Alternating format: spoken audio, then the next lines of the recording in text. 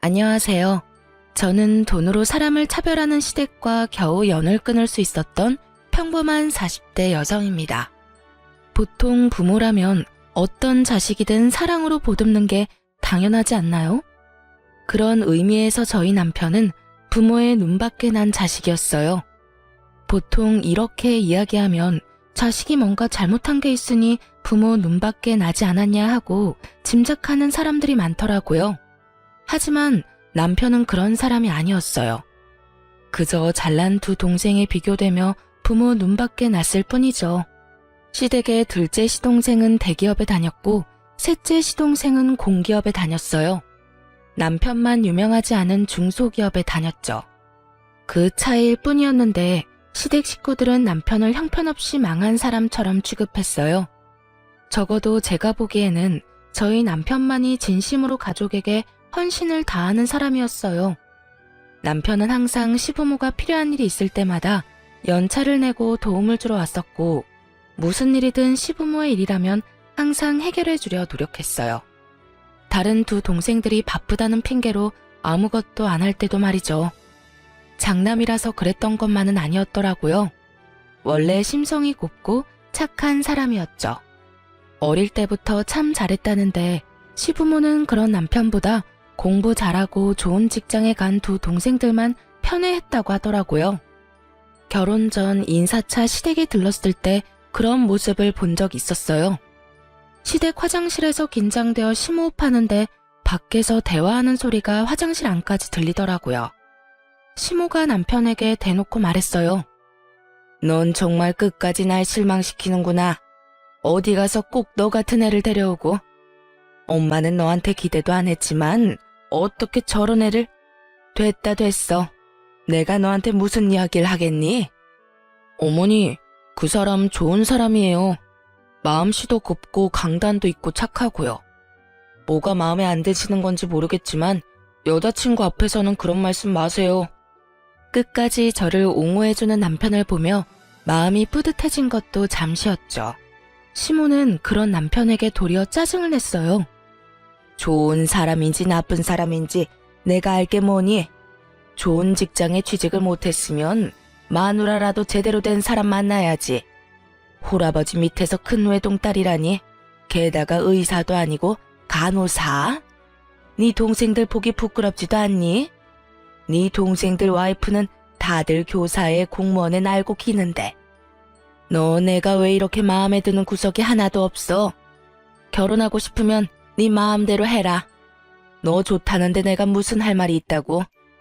그래도 너 결혼할 때는 동생들처럼은 못해주는 거 이해해라. 동생들 다 1억씩 해갔다고 너까지 1억 가져가려고 하면 형평성에 어긋나지 않니? 네가 나한테 해준 게 뭐 있다고. 넌 5천만 원만 줄 테니 둘이서 알아서 맞춰서 가. 5천만 원 주는 것도 감지덕지인 건 알지? 시모의 말에 남편이 상처받을까봐 저는 후다닥 화장실에서 나왔어요. 그리고 웃으며 아무것도 못 들은 것처럼 남편 옆에 앉았죠. 저기 이제 자리에서 일어나야 할 것 같아요. 오늘 야간 근무하는 직장 동료가 근무를 바꿔달라고 연락이 와서요. 죄송하지만 다음에 찾아뵙겠습니다. 그렇게 말하고 남편을 데리고 밖으로 나왔어요. 남편은 표정이 좋지 않았어요. 결혼 전부터 저를 탐탁치 않아 하는 시모 때문에요. 저는 간호사로 일하면서 진상 환자 많이 겪었던 경험이 있어서 이런 괴롭힘은 괴롭힘 축에도 들지 않았고 아무렇지 않게 행동할 자신도 있었어요. 그런데 남편 표정이 저보다 안 좋으니 마음이 너무 쓰이더라고요. 오빠, 나는 오빠가 제일 중요해. 가족들이 뭐라 하던 간에 우리만 잘 살면 되지. 그러니까 우리들만 생각하자. 그러면 어떤 것도 잘 이겨낼 수 있을 거야. 휩쓸리지 말고 비교하지도 말고. 알았지? 제 말에 남편은 그제야 살짝 웃더군요. 고마워. 네가 있어서 얼마나 내가 많은 위로를 받는지 모르지? 넌 가끔 진짜 대단해. 나보다 더 나이 많은 누나 같은 느낌이야. 그 예시는 좀 아닌데? 나 그 정도로 늙은 거 아니라고. 둘이서 그렇게 장난을 치며 마음을 다잡았어요. 결혼이라는 것이 가문 간의 결합이라 신중하게 생각해야 하는 것은 맞지만 정말 그 지랄 맞은 시댁 때문에 이 마음이 고운 남자를 버리기에는 너무 아까웠거든요. 그렇게 저와 남편은 결혼까지 하게 됐어요. 험난할 줄 알았던 결혼은 생각보다 무난히 흘러갔어요. 시댁에서는 그때 한 말처럼 남편에게 별말 안 했고 남편도 크게 시댁과 부딪히지도 않았죠. 그래서 저도 이 시댁 사람들도 우리를 있는 그대로 받아주려나 싶었는데 그게 아니었더라고요. 결혼 후에 남편이 받는 취급에 더 화가 났거든요. 시모는 무슨 일이 있으면 무조건 남편을 불렀어요. 정말로 아주 간단하고 손쉽게 본인들이 할 수 있는 일에도 남편을 수시로 불러댔어요. 병원을 같이 간다거나 물건을 살 때 차 운전을 시키거나 지인들 경조사에 갈 때도 운전을 시켰어요. 그리고 더 화가 나는 건 부르는 시간도 천차만별이었다는 거예요. 아침에도 오후에도 한밤중에도 문제가 생기면 바로 전화해서 남편을 무슨 콜택시 부르듯 불렀어요. 제일 어이없었던 건 시댁 화장실과 세면대가 막혔다고 우리 남편을 불렀을 때였죠. 남편은 아침에 출근 전에 시댁을 들렀다가 가야 했거든요. 제가 그 부분에 대해 남편에게 몇 번 말한 적이 있었어요. 여보, 아무리 생각해도 이건 좀 너무한 것 같아. 솔직히 무슨 일만 생기면 당신을 부르잖아. 자기 몸이 2개도 아니고 매번 어떻게 그 요청을 다 들어줘? 힘들면 동생들한테도 좀 시켜. 동생들은 나보다 더 바쁠걸? 그리고 내가 부모님한테 미안해서 그래. 기대하신 만큼 부응하지 못한 게 여전히 마음에 남아있거든. 이렇게라도 부모님한테 도움이 되면 마음이 편하거든. 남편은 남편 나름대로 시부모의 행동 때문에 받은 상처를 어떻게든 해결해보려 노력하고 있더군요. 그걸 무턱대고 부정하며 잘못됐다고 말할 수는 없더라고요. 그런데 제가 결국 시댁에 직접 말을 하게 되는 일이 벌어졌어요. 결혼 후 몇 달 뒤에 시모에게 직접 저한테 전화가 왔어요. 주말에 일이 있으니 시댁에 들르라는 말이었어요. 남편과 함께 갔는데 시모가 그러더군요. 다음 주면 명절인데 집골이 말이 아니구나. 오늘은 집 대청소에 냉장고 청소를 좀 해야겠다. 그러면서 저와 남편에게 청소 도구를 쥐어주시더군요. 저는 당황했어요. 갑자기 불러서 청소라니. 제가 물었어요. 동서들은 언제 오나요? 오면 같이 시작하는 게 어떨까 싶은데.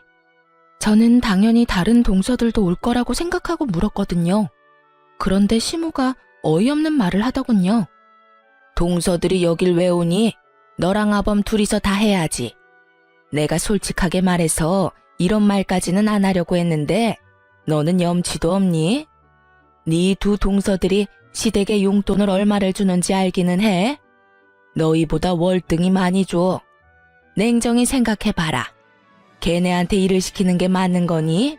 너희한테 일을 시키는 게 맞는 거니? 너랑 2 동서를 똑같이 생각하는 게 어이가 없잖아. 돈도 많이 못 벌어다 주는 거면 몸으로라도 때워야지. 그 말에 진짜 머리를 한 대 맞은 것 같은 기분이었어요. 이 사람이 무슨 소리를 하나 싶었다니까요. 매달 받는 용돈 액수의 차이가 나기 때문에 우리한테만 일을 시킨다는 말에 더 어이가 없었어요. 용돈이고 뭐고 다 떠나서 며느리를 일 시켜 먹으려고 한다는 것 자체가 언제적 사고방식인지 모르겠더라고요. 사실 남편은 결혼 전부터 시모에게 매달 20만 원씩 용돈을 드리고 있었어요. 결혼 전 남편은 월세로 따로 자취를 하고 있었거든요. 월급이 세후 280 정도였는데 적금을 100만 원을 꼬박꼬박 넣었죠. 월세 60에 적금 100에 생활비 쓰고 나면 딱히 남는 게 없었지만 그 없는 살림에도 남편은 시모에게 꼬박꼬박 20만 원씩 드렸어요. 많이 못 드려 죄송하다는 말과 함께 말이죠. 솔직히 그거라도 주는 게 대단하다고 생각했어요. 월급도 300이 안 되는 데다가 월세까지 사는 사람에게 20만 원도 큰 돈이잖아요. 그런데 2 동생들은 매달 50만 원씩 용돈을 준다고 하더군요. 결혼을 하기 전에도 결혼을 하고 난 뒤에도 말이죠. 시모는 그 액수의 차이가 차별의 기준이 된다고 아주 대놓고 말을 하더군요. 어머님은 며느리와 아들들을 이렇게 차별하는 게 당연하다고 말씀하시는 거예요? 차별이라니, 그건 차별이 아니라 등가 교환인 거지. 누가 들으면 오해할 이야기를 어쩜 이렇게 태연스럽게 하는지. 예, 너희가 돈을 적게 내니까 일을 더 많이 하라는 건데 그걸 왜 그런 식으로 받아들이니? 시모가 저한테 엄청 화를 내더군요. 제가 급소를 찌른 모양이었어요. 그런 식으로 비춰지고 싶지는 않은 모양이었죠. 그날 일을 하고 돌아와서 저는 남편에게 말했죠. 우리도 용돈 50 드리자. 내가 30만 원 보탤게.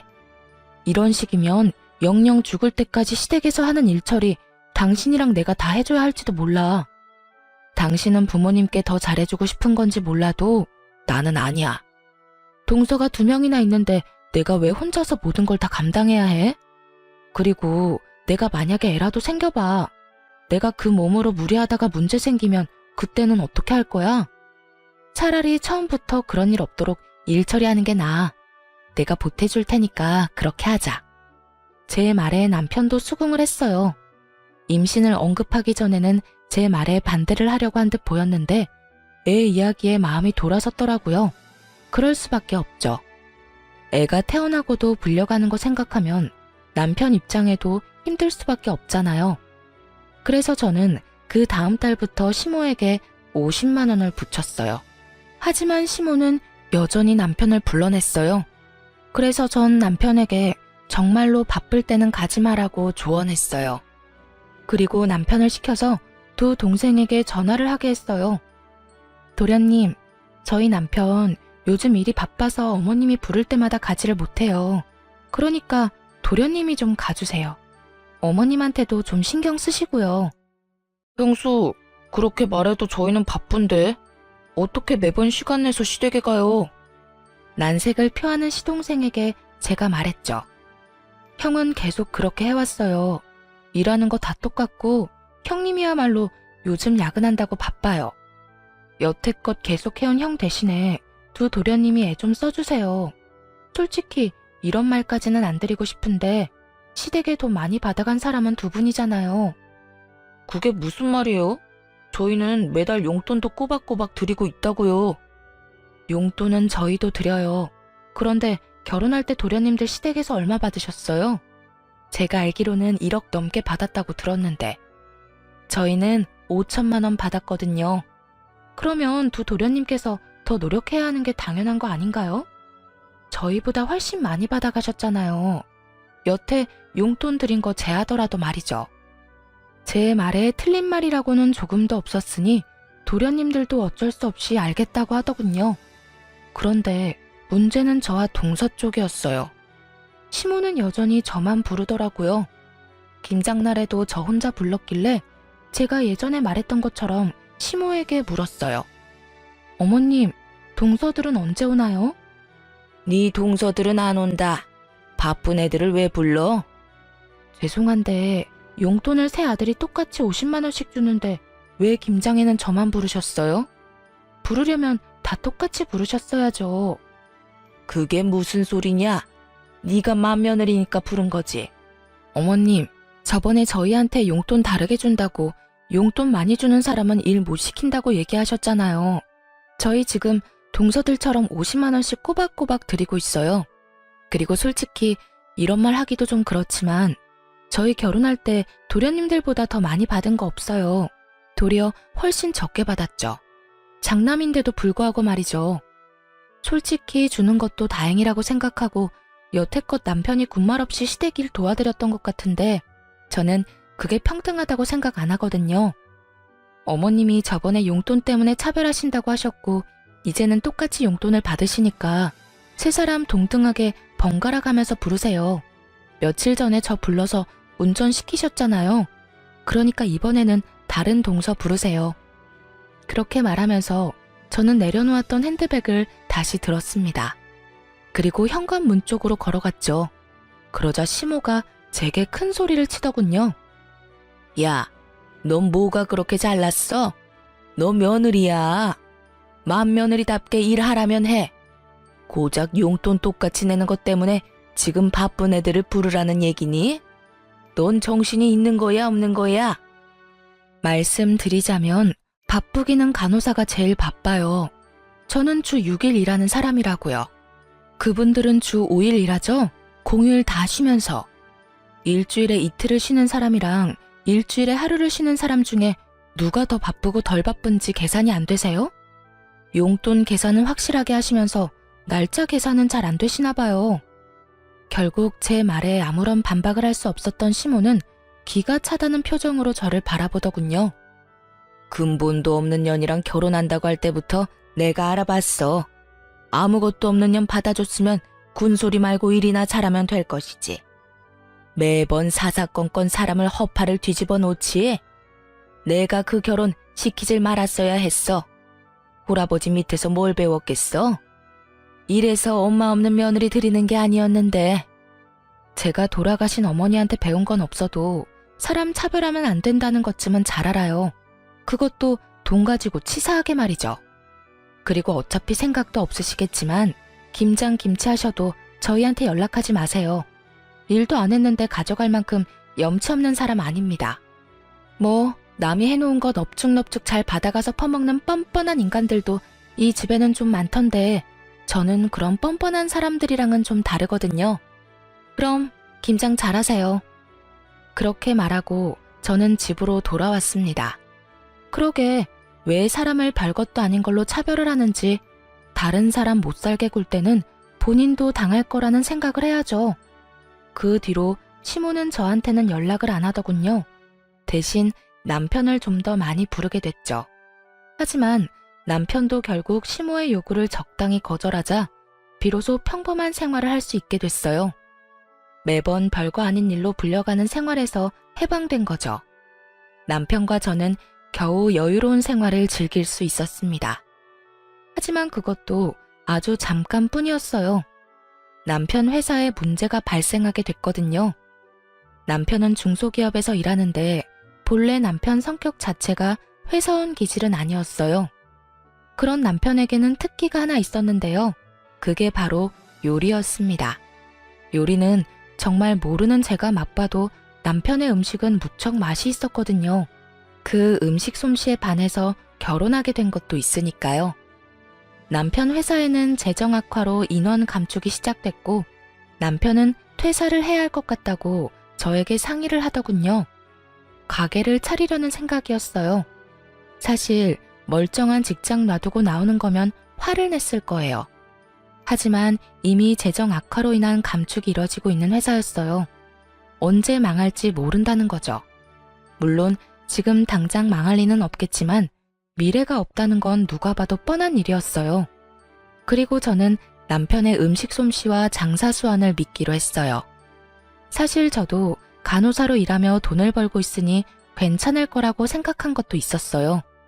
남편이라면 잘할 수 있을 것 같다는 생각으로 남편이 하겠다는 양식 음식점을 저도 응원하게 됐죠. 그런데 남편이 가게를 창업하려고 하는데 돈이 조금 빠듯했어요. 그래도 조금만 아끼고 제가 조금만 더 일하면 충분히 충당할 수 있는 금액이긴 했어요. 그런데 문제는 그 뒤에 생겼어요. 제가 덜컥 임신을 하게 된 거였죠. 아이가 생기지 않도록 노력했지만 결국에는 제 맘대로 되는 게 아니었더라고요. 그렇게 애가 생기니 저도 슬슬 걱정이 되더군요. 애한테 드는 돈이 생각보다 많을 것 같아 수중에 있는 돈을 다 끌어다가 남편 가게에 모두 털어놓을 수는 없었어요. 그래서 모자란 돈은 대출을 할까 생각 중이었거든요.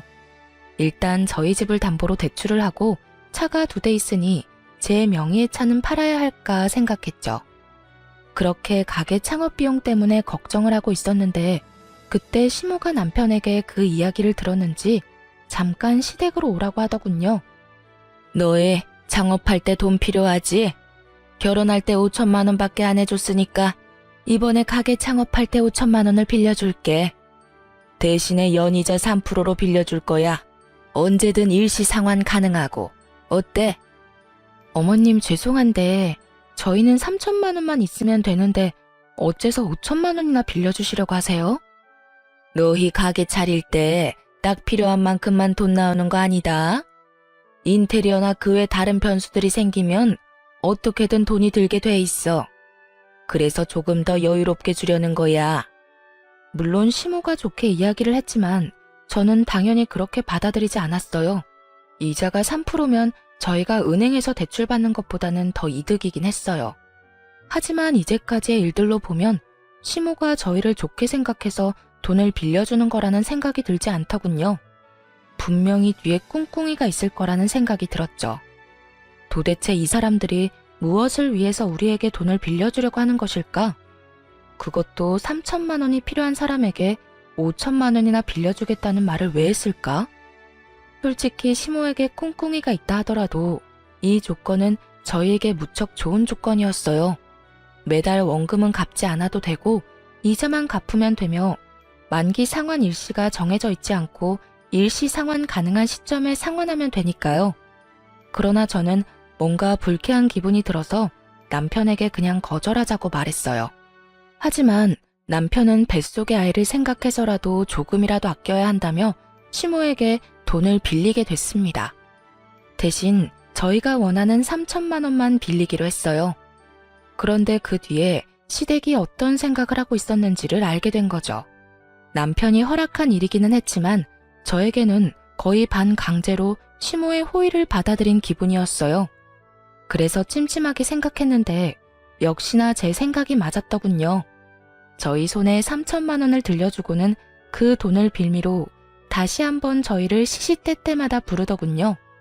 예전과 똑같은 상황이었어요. 마치 집에 식모 하나를 두려는 것처럼 뭔가 필요한 게 있거나 집을 치워야 할 일이 있거나 어딘가 멀리 가야 할 때 꼭 저희 부부를 불렀어요. 솔직히 왜 돈까지 줘가면서 우리를 부려먹으려고 하나 궁금했는데 그 이유는 두 도련님과 동서들 때문이었습니다. 동서들은 불러도 고분고분 오는 성격이 아니었고 애초에 시모도 두 동서를 자기 맘대로 부리지 못하더군요. 겨우겨우 삼형제를 평등한 상황으로 만들어놨는데 결국에는 다시 이렇게 불평등한 상황으로 내몰리게 됐어요. 게다가 그간 저희를 부르지 못했던 한이라도 풀듯이 시모는 임신한 저의 몸 상태도 고려하지 않고 일주일에 2-3번을 불러내기 시작했습니다. 돈을 빌려갔으면 빌려간 값은 해야지. 아무리 우리가 호의로 돈을 빌려줬어도 그걸 당연하게 여길 생각은 아니지. 그리고 애도 움직여야 건강한 법이야. 집에서 쉴 생각하지 말고. 결국 시모의 행동에 저는 참지 못하고 그 3천만 원을 돌려주기 위해 사방으로 뛰어다니며 돈을 마련하기 시작했습니다. 그리고 그때 친정아버지가 저를 불렀죠. 딸, 요새 돈 많이 필요해? 여기저기 전화 돌리는 것 같은데 아버지가 좀 도와줄까? 마침 친정아버지는 재개발 보상금을 받아 이사를 가려던 중이었거든요. 제가 직접 아버지께 연락은 안 드렸지만 친척한테 전해들었나 보더라고요. 남편과 상의해서 친정아버지에게 감사히 돈을 빌리기로 결정하고 다시 전화를 드렸어요. 아빠, 너무 고마워. 이렇게까지 도와줘서. 사실 시댁에서 스트레스만 안 줬으면 아빠한테 신세질 일도 없을 텐데. 나랑 남편이랑 돈 많이 벌면 아빠한테 꼭 갚아줄게. 이자 두둑하게 쳐서 갚아줄 테니까 걱정하지 마. 안 갚아줘도 돼. 아빠가 너 결혼할 때 도와주지 못한 거 지금 해준다고 생각하니까 마음이 편해. 그리고 너 힘들 때 도움이 돼서 얼마나 좋은지 알아? 여태껏 너한테 도움 한 번 못 돼서 마음에 짐이 무거웠거든.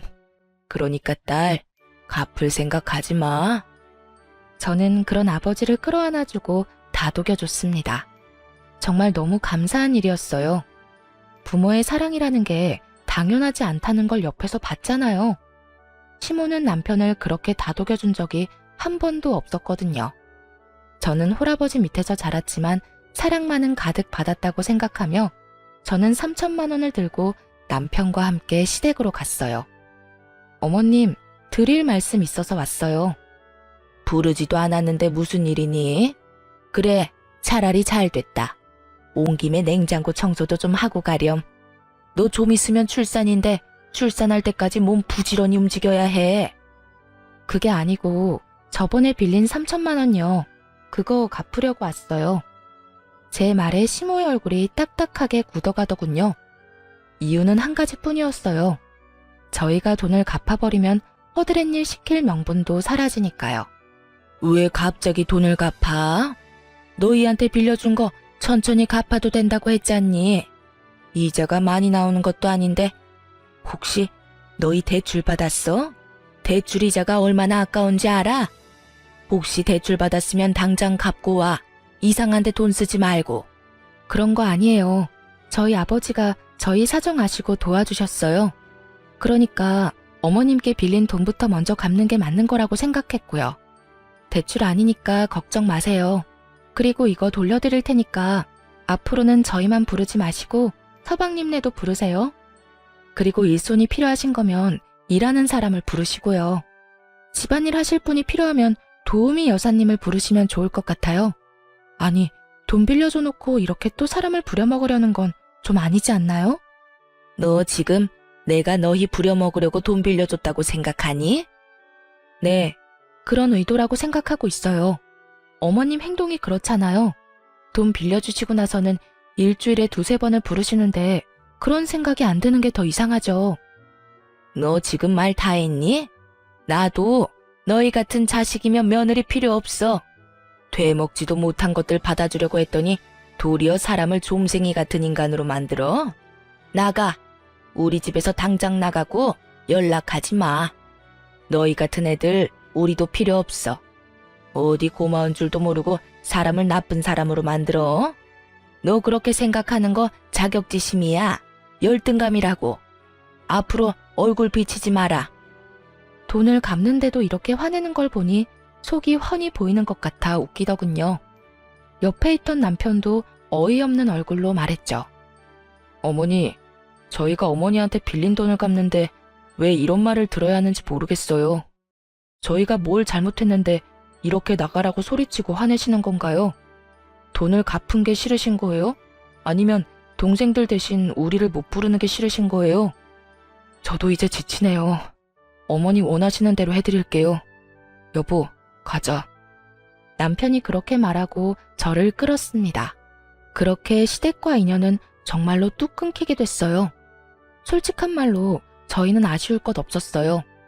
남편도 그쯤 되니 시댁 행동에 진저리를 치더군요. 노력해도 언제나 사랑받는 건 두 시동생들 뿐. 그런 남편에게 저와 친정아버지는 남편의 인정 욕구를 채워주려 노력했어요.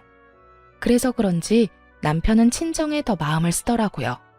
그러면서 우리끼리 잘 살아보자고 말했죠. 우여곡절 끝에 남편은 음식점을 개업했어요. 다행히 남편의 음식 솜씨가 좋았던 모양인지 가게는 잘 되기 시작했고 1년이 넘어갈 때에는 매출이 엄청 올라 남편 월급의 2배만큼 벌 수 있게 됐어요. 친정아버지는 바쁠 때마다 나와서 홀도 봐주시고 도움을 많이 줬어요. 회사원으로 일할 때마다 더 벌게 되니 저희 주머니 사정도 굉장히 나아졌어요. 그렇게 시댁과 연 끊은 지도 3년이 지나가고 있었어요. 아이는 어느새 3살이 다 되어가고 있었죠. 그렇게 행복할 줄 알았는데 친정아버지 몸이 많이 안 좋아졌어요. 병원에 가보니 위암에 걸렸다고 하더군요. 암 걸리는 사람이 많아졌다고는 들었지만 그게 저희한테 닥쳐올 줄은 그 누구도 상상 못했었어요. 남편은 망설임 없이 저한테 그러더군요. 같이 병간호하면서 치료하면 이겨낼 수 있을 거라고요. 제가 슬픔에 빠져 눈물만 흘리는 동안 남편은 전문 병원부터 시작해서 위암 환자에게 필요한 것들, 하면 안 되는 것들, 그런 정보들을 꼼꼼히 조사하기 시작했어요. 정말 의지가 되는 사람이었습니다. 그래서인지 저희 아버지도 항상 고마워하며 남편에게 미안함을 전했어요. 자네한테는 언제나 미안하네. 내가 몸도 성취하는데 매번 자네한테 신세를 지니 도움이 되어야 할 터인데 도움을 받게 되니 말이야. 해준 것도 없는데 시간 내서 이렇게 와주는 것도 참말로 미안하네. 그리고 미안함보다 고마움이 더 크고 말이지. 자네가 해준 것들은 내가 꼭 잊지 않겠네. 친정아버지는 그렇게 말하며 남편에게 매우 고마워했어요. 남편은 뿌듯해하기도 하고 칭찬을 받으니 더 열심히 하고 싶기도 했나 봐요. 저희가 의지를 다잡고 있는 동안 시모에게서 연락이 왔어요. 잠깐 만나자고 하더군요. 그것도 남편과 함께 말이죠. 남편은 가게 문을 닫고 나올 수가 없어서 시모를 가게로 불렀어요. 오픈 시간 전에 말이죠. 시모는 작은 규모의 저희 가게를 보더니 코웃음을 치고는 용건만 빠르게 말하더군요. 너희 아버지 병원 데려갔더니 간암 3기란다. 이식 말고 답은 없다는데 내일 땡땡 병원 가서 이름 말하고 간이식 검사하고 와. 정말 3년 만에 뜬금없이 찾아와서 할 말은 아니었어요. 그리고 저만 그렇게 느낀 건 아니었죠. 언제는 필요 없다고 나가라고 해놓고 3년 만에 연락 와선 간이식 검사를 하라고요? 그보다 먼저 할 이야기가 있지 않으세요? 넌 도대체 무슨 말이 듣고 싶은 거니? 내가 화내서 너희를 쫓아냈다고 해서 네 아빠가 바뀌는 건 아니잖아. 아버지가 아프다는데 이식도 안 해주려고? 그게 아니죠. 3년 만에 만났으면 저희 근황부터 묻고 저번 일에 대한 사과를 하는 게 맞잖아요. 장장 3년을 연락도 안 하고 지냈는데 갑자기 제 간이 필요해서 왔다고 하면 제 기분은 어떻겠어요? 검사는 할 거고요. 그런데 드리고 안 드리고는 제가 선택할 문제죠. 선택? 너한테 선택이라는 게 있다고 생각하니? 너 머리끝부터 발끝까지 나랑 내 남편이 만들어준 거야. 그런 주제에 네가 부모 부양의 의무를 지지 않겠다는 거야? 그럼 처음부터 부양을 할 수 있도록 다른 동생들과 차별하지 말고 잘 키워주셨으면 됐잖아요. 제가 바보라고 생각하세요? 저야말로 두 분이 바라는 인생 만들어드리지 못해서 마음의 비처럼 생각하고 허드렛 일 다 도맡아서 한 거예요. 그쯤 했으면 인정해주고 이해해줄 때도 되지 않아요? 그런데 어머니 저한테 어떻게 하셨어요? 차라리 저한테만 그랬다면 저도 군말 안 할 생각이었어요. 그런데 제 와이프까지 끌어들여서 이 일 시키는 건 아니잖아요. 재수 씨들은 손가락에 물 하나 안 묻히면서 왜 저희 아내한테만 그런 일을 시키셨어요? 너 지금 네 와이프 편드느라 부모한테 대드는 거니? 그럼 네가 잘 좀 하지 그랬어? 아직까지 제 탓이에요? 알았어요. 더 이상 할 말 없으니까 나가세요. 어머니 진심은 잘 알았어요. 뻔히 눈앞에 보이는 손녀딸에게 눈길 한번 안 주는 거 보니 저를 자식이 아니라고 생각하는 건 명백해 보이니까요. 저는 어머니 소유물이 아니고 간이식은 어느 누구도 강요할 수 없는 부분이에요. 제가 연락할 때까지 연락하지 마세요. 결국 시모는 남편에 의해 가게 밖으로 쫓겨나갔어요. 그러나 남편은 결국 간이식 검사를 하러 갔어요. 부모 자식이고 시부는 시모만큼 남편을 못 살게 군 것도 아니었으니까요. 만약 시모가 간에 문제가 생겼다면 저는 결사반대했을 거예요. 그렇지만 시부고 남편 마음이 그러하니 존중해주기로 했죠. 검사를 하러 갈 때는 남편과 제가 같이 갔는데 하필이면 시부를 담당하는 의사 밑에 제 대학 동기가 일하고 있더라고요.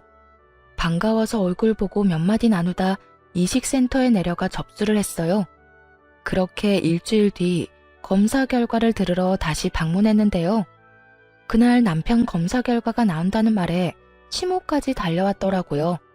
남편은 그런 시모를 보고도 인사 한 번 건네지 않았죠. 검사 결과는 부적합이었어요. 저는 속으로 안도의 숨을 내쉬었어요. 장기 이식 공여자는 평생 몸 관리를 해야 하니 좀 걱정됐었거든요. 그렇게 저희는 자리를 뜨려고 하는데 시모가 저를 붙잡으며 말하더군요. 너도 가족이잖니? 너도 검사 한번 해보고 가거라. 어머니! 시모의 어이없는 말에 남편이 저 대신 화를 버럭 냈어요. 어떻게 이렇게 무례할 수 있어요? 화내려는 남편을 자제시키며 제가 시모에게 물었어요. 저한테 하라는 거 보니 다른 두 동서들은 간이식 검사 했나 보죠? 그래, 둘 다 부적합으로 나왔다.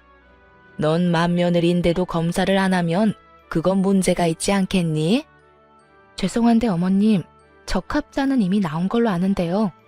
제가 진행 상황 차트를 전부 봤거든요.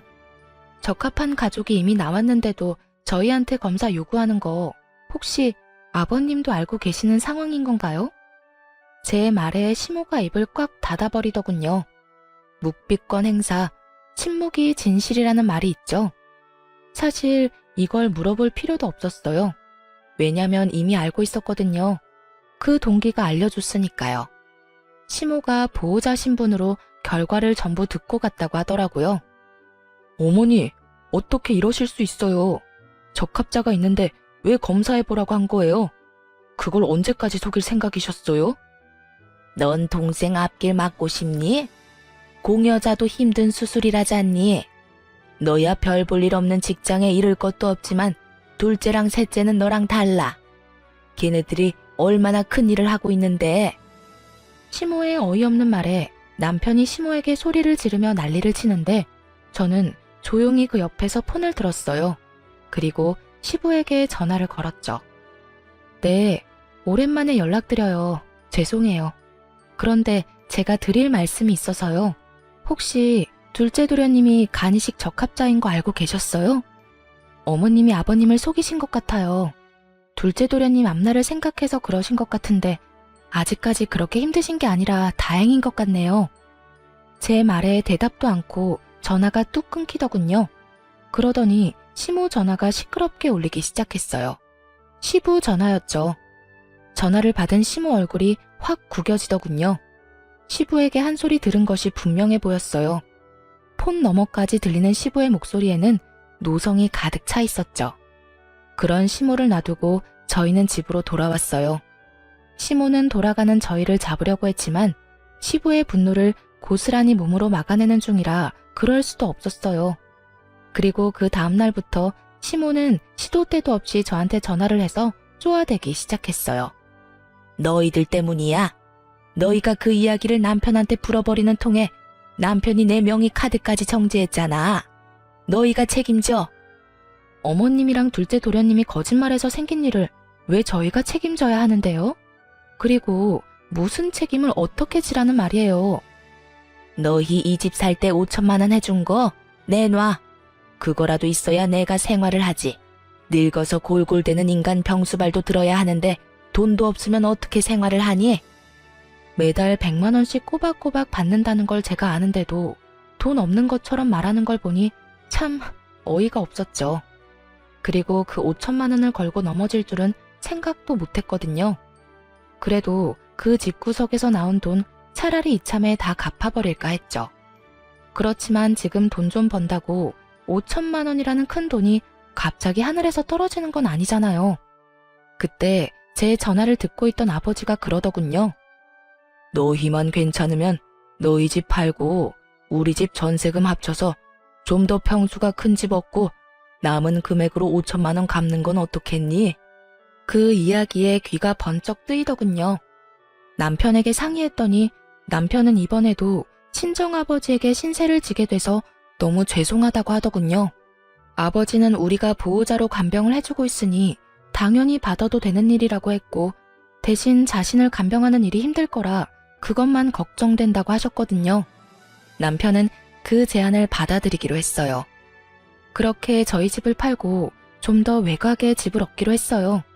평수는 크지만 예전 집 금액에 조금 더 보태서 들어갈 수 있었죠. 부랴부랴 해결하느라 시간이 좀 걸리기는 했지만 저희는 시모에게 줄 돈을 마련할 수 있게 됐어요. 운 좋게 2달 만에 모두 다 팔리고 새로운 곳에 이사까지 들어갈 수 있었어요. 그리고 나서 돈 5천만 원을 보냈어요. 그리고 시모에게 전화했죠. 어머님, 돈 돌려드렸으니까 확인해보세요. 그래? 2달이나 걸렸지만 그래도 갚은 건 다행이네. 그렇게 말하고 전화를 끊은 시모에게 다시 전화가 왔어요. 야, 너 돈 갚는다고 해놓고 이게 무슨 짓이야? 돈이 안 들어왔잖아. 저 돈 돌려드렸어요. 아버님 계좌로요. 저희 이 돈 받을 때 아버님 계좌에서 받은 거 알고 계시죠? 이런 돈 문제는 정확히 하는 게 좋거든요. 혹시라도 제가 돈을 어머니 계좌로 드렸다가 나중에 아버님이 돈 갚으라고 하면 큰일이잖아요. 빌려준 사람한테 돈을 갚는 건 당연한 거죠. 저는 일부러 시부에게 돈을 보냈거든요. 시부 주머니에 돈 들어가면 시모에게 돈 줄 일이 없을 테니까요. 너 바보야? 그걸 네 시아버지에게 주면 어떡해? 지금 우리 둘이 싸워서 내가 돈 한 푼 못 받고 있는데. 설마 너 일부러 그런 거니? 아까도 말했지만 돈 관계 확실하게 하려고 아버님한테 드린 거니까 저한테 뭐라고 하지 마시고 아버님한테 싹싹 빌어보세요. 그러면 아버님도 마음 바뀌겠죠. 저는 건조하게 말하고 전화를 끊었어요. 시모가 뭐라 소리치는데 들을 필요는 없었거든요. 그렇게 저희는 시댁과의 모든 돈 관계를 청산했고 드디어 인연 끊고 살 수 있게 됐어요. 더 이상 저희한테 뭔가를 요구할 수는 없으니까요. 그렇게 남은 돈으로는 남편 가게를 리모델링해서 좀 더 확장하고 더 화사하게 꾸몄어요. 그게 잘 맞았는지 입소문 타며 가게도 더 잘 되게 됐어요. 그리고 얼마 뒤 시부가 간이식을 받았다는 이야기를 막내 시동생에게 전해 들었어요. 그리고 그로부터 또 몇 달 뒤에 시동생이 화가 많이 난 채로 저희 남편을 찾아왔더라고요. 형, 이게 말이나 되는 일이야? 아버지가 5천만 원 들이밀면서 둘째 형한테 간이식 하라고 난리도 아니었어. 아니, 적합자가 둘째 형이니까 당연히 이식해줘야 하는 건데 그걸 속이고 안 해주려 했던 형한테 5천만 원을 주고 이식해달라는 이 상황이 맞기는 한 거야? 내가 적합자였으면 나는 그냥 줬어. 돈을 받고 간을 주다니 둘째 형도 너무 뻔뻔한 거 아니야? 그것 때문에 5천만 원을 날리다니 아버지는 생각이 있는 거야 없는 거야? 수술만 잘 됐으면 됐지 뭐. 아버지도 수술하고 괜찮으시지? 괜찮기는 수술하고 고작 3달 지났을 뿐인데 이 영감이 정신 못 차리고 벌써 술 마시고 담배 피고 난리도 아니야. 이제는 가족 중에 적합한 사람도 없는데 이럴 거면 그 간은 왜 가져갔대? 어차피 얼마 못 쓰고 또 버릴 거면 둘째 형만 불쌍하게 됐지 뭐. 간 주고 돈은 받았는데 몸이 안 좋아졌대. 형 사업하잖아. 이래저래 과로할 일도 많고 술 마실 일도 있는데 아무리 조심해도 몸이 나빠지더라고. 간 이식해준 사람도 받은 사람도 다 나빠졌네. 그래도 아직 괜찮은 것 같은데? 두 사람 다 입원은 안 해도 되는 건가? 나도 몰라. 나 둘째 형 5천만 원 받았다는 거 얼마 전에 알고 그 집이랑 인연 끊었어. 왜 돈을 둘째 형한테만 줘? 완전히 기분 상하잖아. 아니, 간이식을 해줬다고 돈을 왜 줘? 그리고 그거 준다고 넙죽 받아쳐먹은 둘째 형한테도 화나고. 결국 시부가 그 5천만 원을 둘째 시동생에게만 줬다는 게 화가 난다는 막내의 투정이었던 거죠. 하긴 돈만큼 사람 기분 상하게 하는 게 없죠. 돈으로 차별하는 집안에서 커서 그런지 돈에 관한 건 아주 예민하게 받아들였더라고요. 그리고 엄마도 좀 너무한 거 아니야? 우리한테 매달 돈 받아가면서 집 살 때 1억 넘게 해줬으니까 책임지라며 우리더러 합가하자고 하잖아.